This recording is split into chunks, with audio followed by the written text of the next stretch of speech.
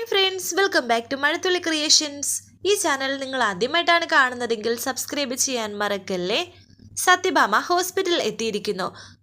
വിഷ്ണു ICUവിലാണ് എന്നുള്ള കാര്യം അറിയുകയും ചെയ്തു. തൊട്ടരികിൽ തന്നെയുണ്ട് ശാലിനി. ശാലിനിയുടെ അരികിലേക്ക് വന്ന് വളരെ ദേഷ്യത്തോടെ സംസാരിക്കുകയാണ് ഭാമ. ഫോൺ വിളിച്ച് സന്തോഷം അറിയിച്ചതാണോടി എന്ന് ചോദിക്കുന്നു. എൻ്റെ കുഞ്ഞിനെ കൊല്ലാൻ അമ്മയും മോളും കൂടി പ്ലാൻ ചെയ്തിട്ട് വിളിച്ചു പറഞ്ഞ് സന്തോഷം അറിയിക്കുകയാണോടി എന്നൊക്കെ ചോദിക്കുമ്പോൾ സത്യാമ്മ എന്തൊക്കെയായി പറയുന്നതെന്ന് രോഹിത് ചോദിക്കുന്നു.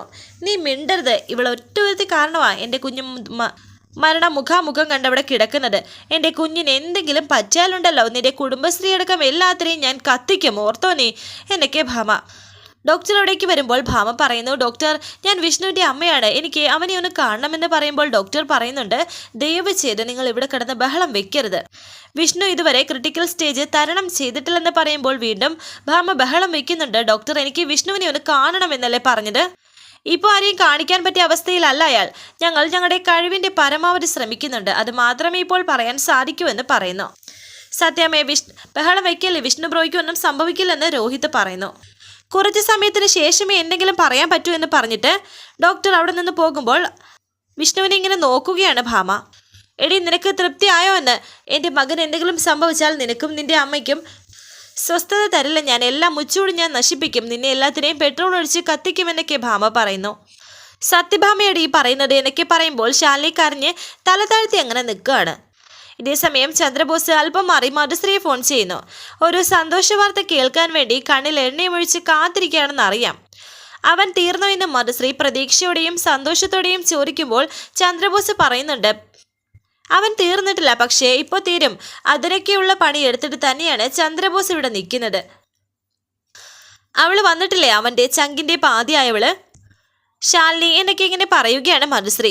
ശാലിനി മാത്രമല്ല അവളുടെ ശത്രുവായ സത്യഭാമയും ഞാൻ വിളിച്ചു വരുത്തിയിട്ടുണ്ടെന്ന് ബോസ്.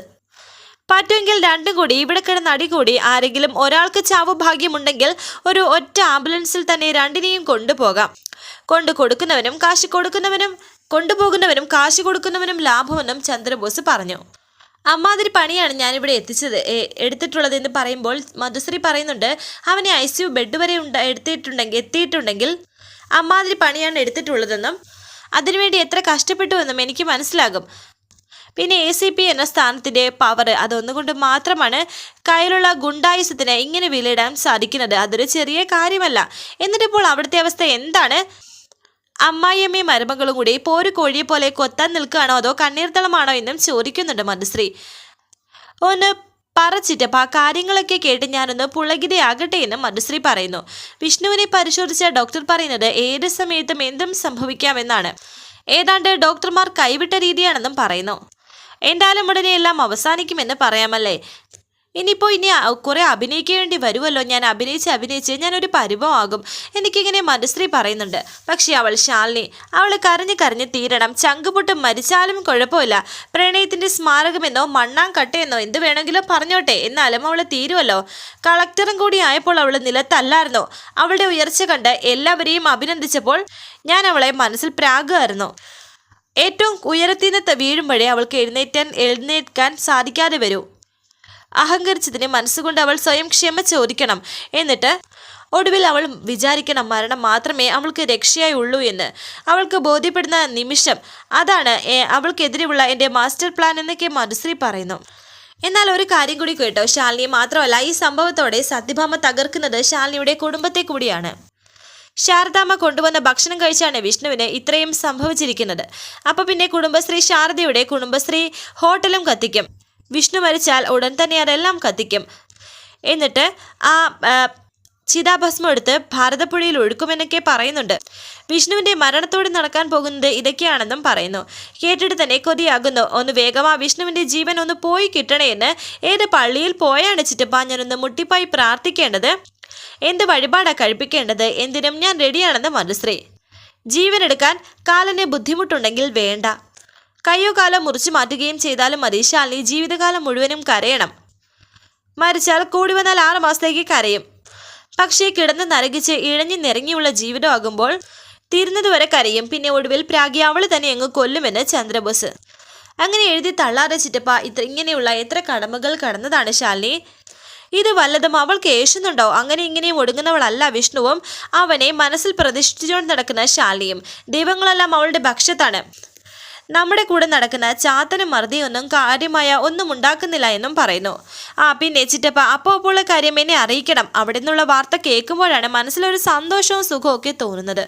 നിന്റെ ഈ ചിറ്റപ്പ എന്നുള്ള വിളി കേൾക്കുമ്പോൾ എനിക്ക് ഓർമ്മ വരുന്നത് എൻ്റെ സുസ്മിത മോളെയാണെന്ന് ചന്ദ്രബോസ് പറയുമ്പോൾ മധുശ്രീ പറയുന്നുണ്ട്, ഞാൻ ചിറ്റപ്പൻ്റെ സുസ്മിത മോള് തന്നെയാണ്. മനസ്സുകൊണ്ട് സുസ്മിതയെ കടത്തി വെട്ടാൻ ശ്രമിക്കുന്നവൾ തന്നെയാണെന്നും പറയുന്നു. അത് വിത്ത് വേറെയാണ്. ഈ കരിമരുന്നിൻ്റെ പൊടി പോലെ ആളി പടർന്നതാണ്. ജയിലിൽ കിടന്ന് അറമാദിക്കുകയാണെന്നാണ് കേട്ടത്. കഴിഞ്ഞ ദിവസം ഒരു പണി ഒപ്പിച്ചിട്ടുണ്ടായിരുന്നു, ഒരു പോലീസുകാരുടെ മൂക്കിൻ്റെ പാലം. എനിക്ക് ചന്ദ്രബോസ് പറയുമ്പോൾ മധുശ്രീ പറയുന്നു, ഉടനെങ്ങാനും ഇറങ്ങാൻ സാധ്യതയുണ്ടോ എന്ന്. ശ്രമം നടക്കുന്നുണ്ട്. പുറത്തായാലും അകത്തായാലും അവൾ ഒരു വിശ്വരൂപം തന്നെയാണ് കാണിക്കുന്നത്. അവളിപ്പോൾ പുറത്തായിരുന്നെങ്കിൽ വിഷ്ണു ഇപ്പോൾ പരലോകം കണ്ടേനെയെന്നും ചന്ദ്രബോസ് പറയുന്നു.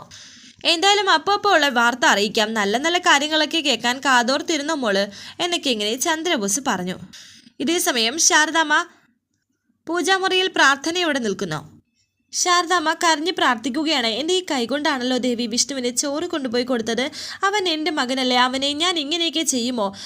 വിഷ്ണുവിന് എന്തെങ്കിലും പറ്റിയാൽ എൻ്റെ ശാലിനി മോളിലെ കണ്ണുനീരിലാവുന്നത്. എൻ്റെ ശാലിനി മോള് ചെയ്തതെല്ലാം വിഷ്ണുവിന് വേണ്ടിയിട്ടല്ലേ? അവൾ ജീവിക്കുന്നത് പോലും വിഷ്ണുവിന് വേണ്ടിയിട്ടല്ലേ? പിന്നെ ഞാൻ അവനെ കൊല്ലാൻ ഇങ്ങനെയൊക്കെ ചെയ്യുമോ? എനിക്കിങ്ങനെ ശാരദാമ്മ ഓരോ കാര്യങ്ങളും കരഞ്ഞുകൊണ്ട് പൂജാമുറിയിൽ നിന്ന് പറയുമ്പോൾ ഇത് കേട്ടുകൊണ്ട് ശാന്ത അവിടേക്ക് വന്നു. ശാന്തെ, എനിക്കിനി ഒന്നിനും വയ്യ. എൻ്റെ സപ്തനാടികൾ തളർന്നു പോവുകയാണ്. മനസ്സും ശരീരവും വിറങ്ങലിച്ചിരിക്കുകയാണ്. ഞാൻ ഇവിടെ ഇങ്ങനെ നിൽക്കട്ടെ? ശാന്ത പൊയ്ക്കോളൂ. ഇത്ര നേരം ഇങ്ങനെ നിൽക്കുമെന്ന് എനിക്കറിയില്ല വിഷ്ണു എന്നൊക്കെ പറയുന്നു. നിൽക്കിനത്രയും നിൽക്കട്ടെ എന്ന് പറഞ്ഞ് വീണ്ടും കരഞ്ഞ് പ്രാർത്ഥിക്കുകയാണ് ശാരദ. ഇതേസമയം വിഷ്ണുവിനെ കാണിക്കുന്നുണ്ട്. സിസ്റ്റർ പുറത്തേക്ക് വരുമ്പോൾ ശാലി ചോദിക്കുന്നുണ്ട്, അപ്പോൾ മയക്കമൊന്നും വിട്ടിട്ടുണ്ട്, മേടത്തെ തിരക്കുന്നുണ്ട് എന്നൊക്കെ പറയുന്നു. വിഷ്ണു കണ്ണ് തുറന്നിരിക്കുന്നു. വിഷ്ണുവിൻ്റെ അരികിലേക്ക് ശാലിനി എത്തി. വിഷ്ണു ഏട്ടാ, തോറ്റു പോവില്ല എന്ന് പറഞ്ഞിട്ട് തോൽപ്പിച്ച് കളഞ്ഞില്ലേ അല്ലേ? ഒരുപാട് വേദന തിന്നു അല്ലേ എന്നൊക്കെ കരഞ്ഞുകൊണ്ട് ശാലിനി വിഷ്ണുവിൻ്റെ കൈ പിടിച്ചിങ്ങനെ പറയുന്നു. താൻ എന്തായി കാണിക്കുന്നത്? എനിക്കൊരു ബലം കിട്ടാനാ തന്നെ ഒന്ന് കാണണമെന്ന് പറഞ്ഞത്. ഞാൻ മരണപ്പെട്ടിട്ടില്ല എന്ന് എന്നെ തന്നെ ഒന്ന് ബോധ്യപ്പെടുത്താനായിട്ട്. മരണം കയ്യേറ്റം ദൂരത്തുണ്ടായിരുന്നു. അപ്പോഴേക്ക് ഉള്ളിലുണ്ടായിരുന്ന ഉറപ്പ് ഒരാൾക്കും താൻ എന്നെ വിട്ടു കുറയ്ക്കില്ല എന്ന് പറഞ്ഞില്ലേ മരണത്തിന് പോലും. ആ ഒരു ഒറ്റ വാക്കാണ് ജീവനോടെ എനിക്കിപ്പോൾ ഇവിടെ കിടക്കാൻ പറ്റിയത്. തൻ്റെ ദേഷ്യവും വാശിയും സങ്കടവും ഒക്കെ ഭൂമിയിൽ എന്നോളം അറിയാവുന്നത് മറ്റാരുമില്ലല്ലോ. അപ്പോൾ പിന്നെ തൻ്റെ സ്നേഹത്തിൻ്റെ ആഴം എത്രത്തോളം ഉണ്ടെന്ന് എനിക്കറിയില്ലേ? താൻ കാരണം തന്നെയാണോ ഞാനിപ്പോൾ ജീവനോടെ ഇരിക്കുന്നത്? ഏത് ദൈവമാണ് തൻ്റെ പ്രാർത്ഥന കേൾക്കാതിരിക്കുന്നത് എന്നൊക്കെ വിഷ്ണു പറയുന്നു. ഒരുപാട് സംസാരിക്കണ്ട, ഉടനെ സുഖമായി കഴിഞ്ഞാൽ നമുക്കിതൊക്കെ പറയാലോ. ഇപ്പോൾ സമാധാനമായി കിടക്ക്. ഞാൻ ഇവിടെ തന്നെ ഇരിക്കാം, നോക്കിക്കൊണ്ടിരിക്കാം. വിഷ്ണുവേട്ടൻ വന്നിട്ട് ഞാൻ പുറത്തേക്ക് പോകൂ എന്നൊക്കെ ശാലിനി പറയുന്നു. ഒരു കാര്യം ഉറപ്പാണ്, നമുക്കറിയാതെ നമുക്ക് ചുറ്റും പലതും നടക്കുന്നുണ്ട്. നമ്മളെല്ലാം അവരുടെ ഇരകളാണ്. നോക്ക്, താൻ സൂക്ഷിക്കണമെന്നും പറയുന്നു. ഇനിയിപ്പോൾ അവരുടെ നീക്കം തനിക്ക് നേരെയായിരിക്കും. താൻ തോറ്റു കൊടുക്കരുത്, അങ്ങനെ ഒരു പേടി എനിക്കുണ്ടെന്ന് പറയുന്നു. അവർ ശ്രമിച്ചുകൊണ്ടിരിക്കട്ടെ. നമ്മൾ ആഴത്തിൽ പ്രണയിച്ചുകൊണ്ടേയിരിക്കും. ഈ ഹൃദയം തുടിക്കുന്നത് വേറെ ആർക്കും വേണ്ടിയല്ലല്ലോ, എനിക്ക് വേണ്ടിയിട്ടല്ലേ എന്നൊക്കെ ഇങ്ങനെ ശാലിനി പറയുന്നു. തന്നിലേക്ക് എത്താനുള്ള എൻ്റെ മനസ്സിൻ്റെ ആഗ്രഹം അതാണ് എന്നെ തിരിച്ചെത്തിച്ചത് എന്നും വിഷ്ണു പറയുന്നുണ്ട്. തൊട്ടില്ല എന്ന മട്ടിൽ മരണം എൻ്റെ മുന്നിൽ നിന്ന് പോയപ്പോൾ തന്നെ എനിക്ക് മനസ്സിലായി താൻ ഇവിടെ ഒരുപാട് കഷ്ടപ്പെടുന്നുണ്ടെന്ന്. ഒരുപാട് ഓടിയല്ലേ? ശാലിനി പറയുന്നു. വിഷ്ണുവേട്ടാ, എന്നാ നമ്മുടെ ഈ ഓട്ടം ഒന്ന് നിലയ്ക്കുന്നത്? എല്ലാ പ്രശ്നങ്ങളും അവസാനിച്ച് ഒരു പുതു വെളിച്ചം നമുക്ക് വേണ്ടി തരും. അതുവരെ നമുക്ക് ഓടിക്കൊണ്ടിരിക്കാമെന്നൊക്കെ വിഷ്ണു പറയുന്നു. സിസ്റ്റർ അവിടേക്ക് വന്ന് പറയുന്നു, മേഡം അധികം സംസാരിപ്പിക്കരുതെന്ന് ഡോക്ടർ പറഞ്ഞിരുന്നു.